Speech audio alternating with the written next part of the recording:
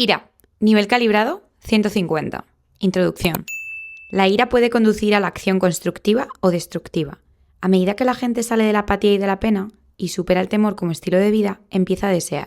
El deseo conduce a la frustración, que a su vez produce enfado. Así, el enfado puede ser un fulcro mediante el cual los oprimidos sean finalmente catapultados hacia la libertad. El enfado causado por las injusticias sociales, la victimización y la desigualdad ha generado grandes movimientos y enormes cambios en la estructura social. Nótese que fueron estos movimientos, y no la ira en sí, los que fueron constructivos y beneficiosos. No obstante, la ira se expresa más frecuentemente como resentimiento o como un estilo de vida ejemplificado por las personas irritables y explosivas que son muy sensibles a las ofensas y se convierten en recolectoras de injusticias, además de ser peleonas, contenciosas o beligerantes. La ira que surge del deseo frustrado se basa en el campo energético inferior, deseo, y la frustración es producto de exagerar la importancia de los deseos. La persona enfadada, como el niño frustrado, puede tener un acceso de furia. La ira lleva fácilmente al odio, que erosiona todas las áreas de la vida personal. La emoción de la ira prevalece como reacción en todos los ámbitos de la sociedad, pero la ira como nivel de conciencia indica que uno está dominado por un campo energético omnipresente y negativo, que refleja las percepciones distorsionadas del ego. Un aspecto importante de esta distorsión es una visión del mundo de orientación narcisista, con la consiguiente expectativa de que el mundo debe abastecernos y conformarse a nuestros deseos y percepciones. En la medida en la que el mundo no se centra en, ni se preocupa por, el individuo específico, el resultado es la frustración y el resentimiento crónico. El ego narcisista es competitivo y tiende a sentirse ofendido e insultado ante la mínima provocación, puesto que el núcleo del ego se considera soberano y espera que se le considere prioritario. También espera el acuerdo y el cumplimiento de sus expectativas y la satisfacción de sus deseos y tendencias. Esto produce un resentimiento crónico y un enfado hirviente, que acechan por debajo de la superficie y se expresan como osquedad, enfurruñamiento o en actitudes del tipo las uvas están verdes, tener una astilla clavada o reaccionar inmediatamente a la menor provocación. La ira también puede asumir posiciones más disfrazadas y sofisticadas, que llevan a representar el papel del protestador crónico y crítico autoproclamado, que ataca furiosamente a sus supuestos enemigos. Periódicamente, esta ira reprimida surge en un comportamiento abiertamente agresivo e incluso como ataque físico, así como expresiones de abuso y sublevación pública. A medida que se acumulan los resentimientos, puede haber pataletas o ataques de furia, y habitualmente se expresan en las relaciones como abusos de la esposa o de los hijos. La furia crónica suele dar como resultado una personalidad agresiva, que intenta coaccionar a otros mediante la intimidación y la dominancia. El estilo de vida que esto provoca suele ser descrito como tormentoso. Los mecanismos del ego en la ira. La estructura del ego es dualista y divide la unidad de la realidad en polos en contraste y aparentes opuestos que son el producto y el contenido de la percepción, hecha de proyecciones. Este es un defecto básico de la mente, como indicó Descartes, que clarificó que ésta confunde sus propios procesos mentales, res interna, res cogitans, con la realidad externa de la naturaleza tal y como es, res extensa, externa. Este defecto básico ha quedado expuesto en la sección 1 de Truth versus Falsehood. Por lo tanto, a nivel operativo, el yo personal es víctima de sus propias percepciones dualistas proyectadas.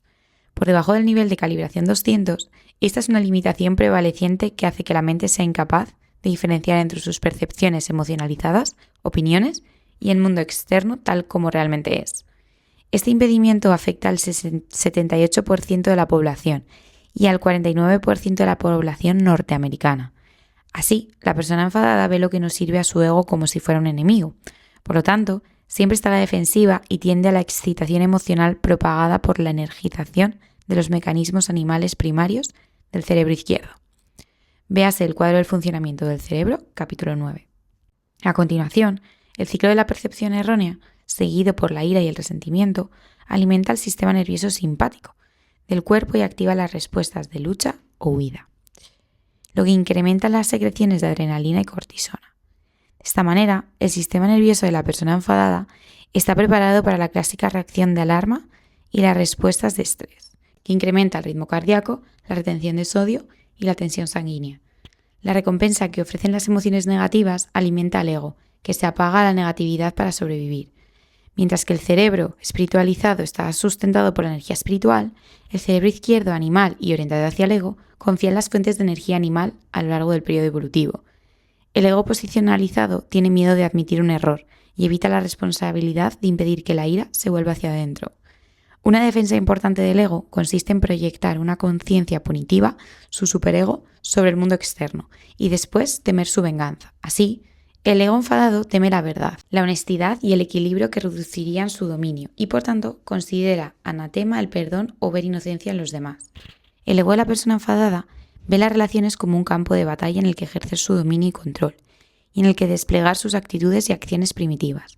La resistencia a renunciar a las actitudes peyorativas tiene su origen en que subjetivamente el ego extrae placer de la negatividad, que se propaga y motiva a las personalidades que calibran por debajo de 200. En cambio, a las personas que calibran por encima de 200 no les gusta la ira en sí mismas ni en otros, pues hace que se sientan incómodas. A nivel social, la ira va en detrimento de la familia, del puesto de trabajo y otras relaciones, así como de la salud personal. La ira les parece fuerza a las personas que se sienten débiles y vulnerables internamente, mientras que las personas fuertes ven la ira como una debilidad vulgar y primitiva, que les disgusta y consideran inmadura, de clase baja, y una salida de tono vergonzosa e infantil en el entorno social. En y por sí misma, la ira solo es una emoción subjetiva que no consigue nada en el mundo, como si lo haría el uso de la razón y la contención.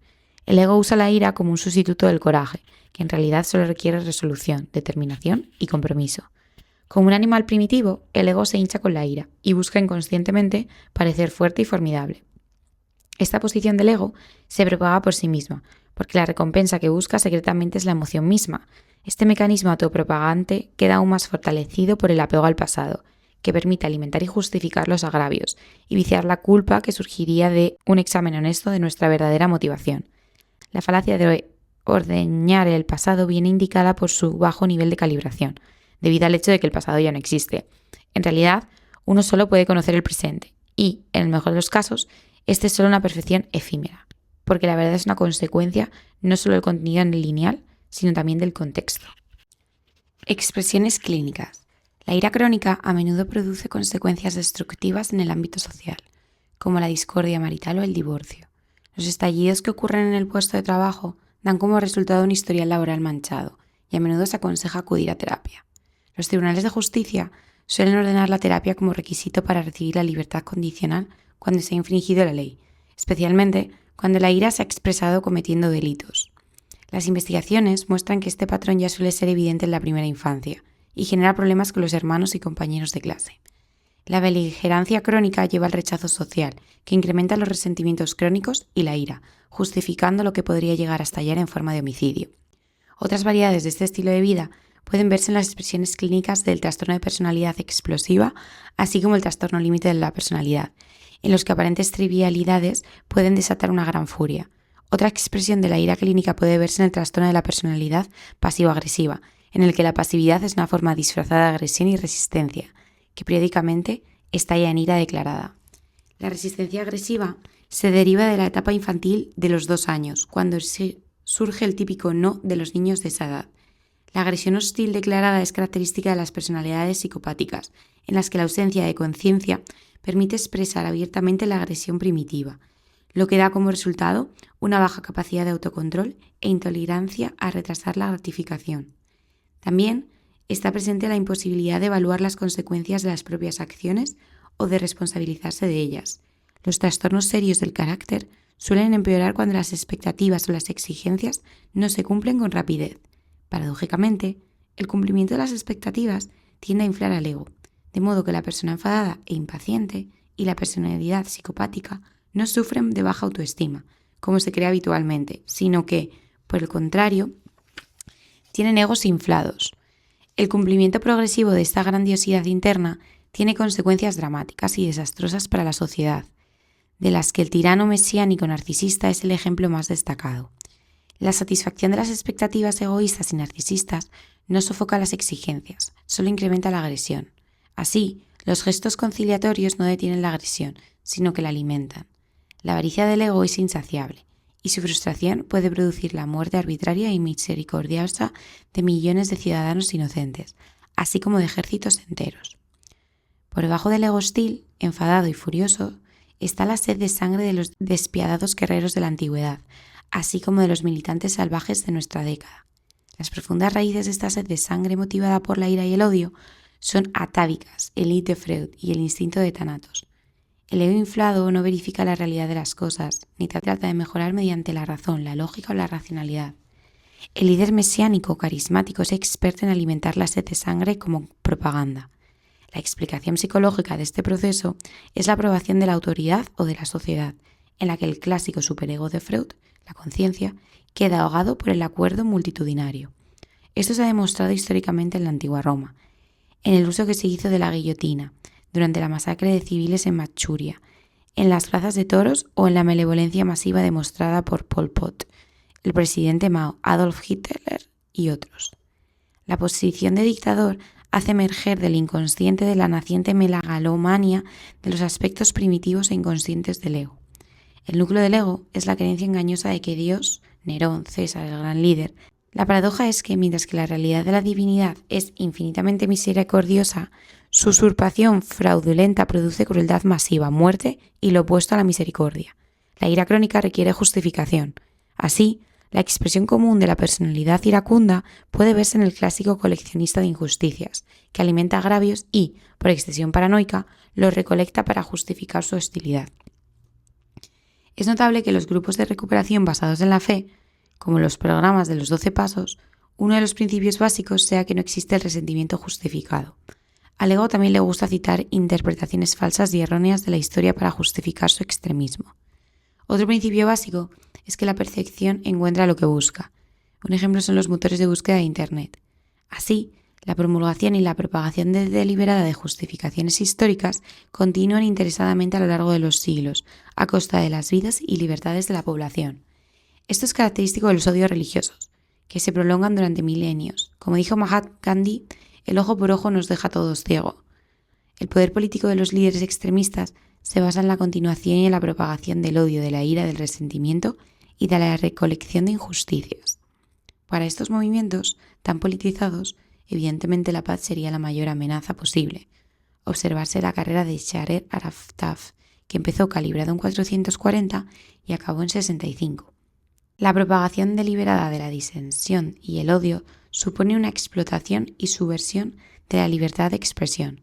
Para ello se puede jugar la carta de la raza, del sexo, de la clase social, de la edad, etc. Trascender la ira. La persona normal ve la ira como un detrimento. Se trata de una molestia transitoria que se considera perjudicial. Los antídotos evidentes son la compasión, la aceptación, el amor y la disposición a perdonar.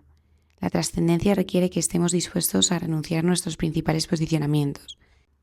Número 1. Albergar resentimientos crónicos y recolectar injusticias. 2. Expectativas poco realistas con respecto al mundo y las relaciones, incluyendo las relaciones con la conveniencia, el acuerdo, la aprobación y la conformidad. Renunciar a un estilo de vida centrado en uno mismo y enfocarse en cambiarse en lugar de cambiar al mundo. 4. Estar dispuesto a renunciar a las expectativas infantiles residuales, propia de la edad de los 2 años, con respecto a uno mismo, los demás y el mundo, que se percibe como imperfecto, tal como ha quedado ejemplificado en esta oración. Dios, dame serenidad para aceptar las cosas que no puedo cambiar, coraje para cambiar las cosas que sí puedo y sabiduría para discernir entre ambas. Esta oración forma parte de los programas de los 12 pasos. 5. Asumir la responsabilidad de sacar las actitudes internas infantiles a la superficie y subordinarlas a procesos maduros y esencialmente más gratificantes, caracterizados por la razón, el equilibrio y la preocupación por los demás. Darse cuenta de que la ira y el resentimiento no guardan relación con lo que otros son, sino con lo que no son, por ejemplo, no generosos en lugar de tacaños, no desprendidos en vez de egoístas, no cuidadosos en vez de insensibles, etc. 7. Aceptar la falibilidad y las limitaciones humanas, que en una cierta población se deben a una incapacidad innata de ser honesta consigo misma. Procesar la ira requiere honestidad interna y estar dispuesto a renunciar a lo que carece de integridad y es esencialmente intrabajable, y a reemplazarlo por la confianza en uno mismo. Otra posibilidad es emplear el proceso ¿y entonces qué?, en el que uno entrega a Dios los escenarios aparentemente imposibles, las actitudes compensatorias, que son mucho más poderosas que la ira. Las actitudes compensatorias, que son mucho más poderosas que la ira, son la dedicación, la razón, la humildad, la gratitud, la perseverancia y la tolerancia. También es útil ver que el ego se ha hecho adicto al subidón artificial de la ira, con sus características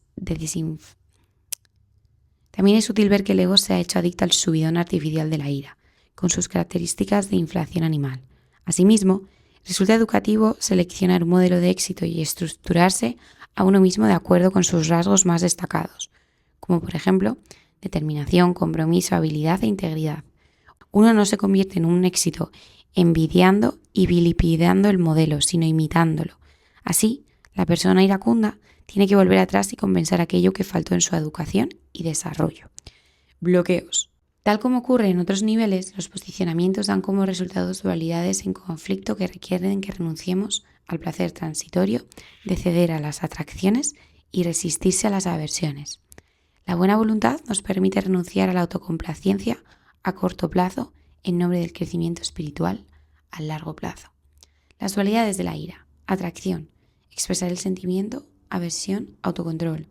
Atracción, intimidar, aversión, perdonar. Atracción, aferrarse, aversión, soltar. Atracción, castigar, vengarse, aversión, salir impune. Atracción, autojustificación, aversión, exoneración. Atracción, verter en los demás, aversión, contenerse.